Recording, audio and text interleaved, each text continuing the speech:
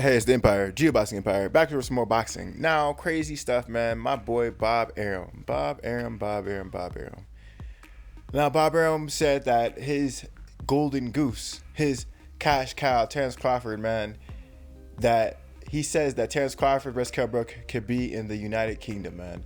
Now, this is really big news, man. Everyone knows the rivalry between America and UK, so this is going to be an extremely big fight, and this could be a redemption fight for Kell Brook if he comes ready, man. If he comes ready. Now, this can be a redemption arc for Kell Brook, or it can be a complete, retake about what happened with Kell Brook when he fought Errol the Truth Spence in his hometown or his home country. So, it can go one or two ways for Kell Brook. Either he can redeem himself or he can fall. In my opinion, Kell Brook needs to try to outbox or stay on the outside with Terence Crawford, because I think that Kell Brook has phenomenal skills on the outside.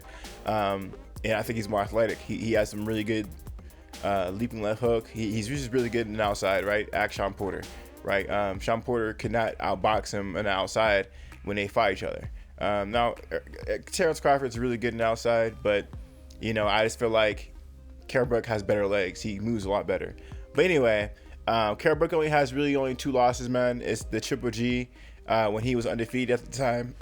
He was reigning undefeated champion at the time. He was the most feared puncher in boxing at the time. And Kell Brook hopped up 2 weight classes to fight him, in a fight that many had him winning the fight until he got stopped. Me personally, I thought Kell Brook was winning that fight until he got stopped by Triple G. He was doing phenomenal that fight, and it was shocking actually how great he was doing in that fight. He just suffered an injury in that fight that could have derailed his career, which was his left eye socket, I believe. Left eye socket, right? So, he went back down in weight and fought Errol Spence right away. He should have waited after suffering an injury like that, or at least had a 1-2 fight.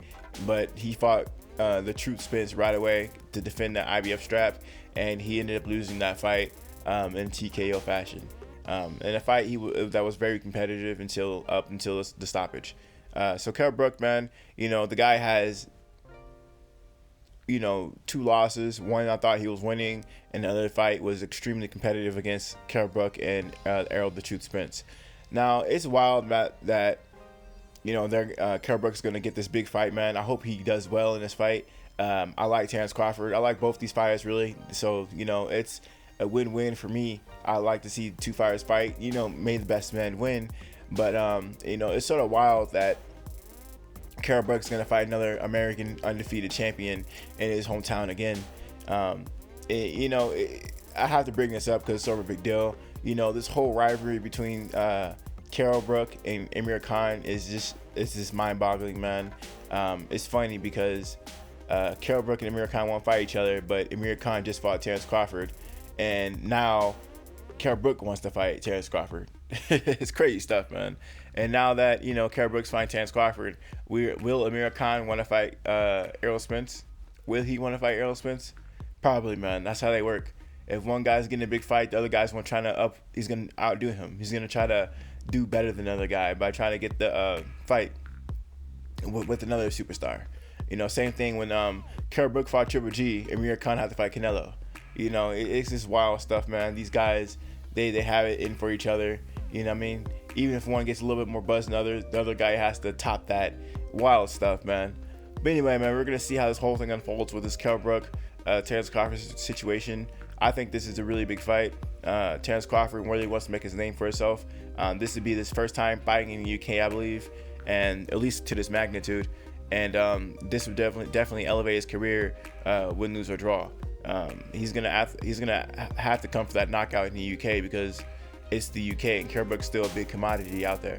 So you know how it works in the UK, man. If you're not stopping them, you're not getting that decision. Facts. It's just facts. Now let me know how you guys feel about it, though, man. I think this is a really big deal. Kell Brook has a good chance in this fight. He's a big welterweight. He's always been a big welterweight. And a lot of people don't even know if he can make 147. Now, if Kell Brook's team was smart, they'd try to get this fight up at 154 or some kind of catch weight. We'll see how the whole thing unfolds. This would probably be for the 147 WBO belt. But don't be shocked though if Eddie Hearn has the belt in line with the catch weight. We'll see how it works, man. They have it sometimes where they have some kind of catch weight in between, but we'll see how this whole thing unfolds. Right now, everyone's on lockdown. There's no reason why Kell Brook shouldn't be in shape. So we'll see how this whole thing unfolds, man. Let me know how you guys feel about it, though, man. Like, comment, subscribe. This is the Empire. Geobasket Empire, bitch. Geobasket.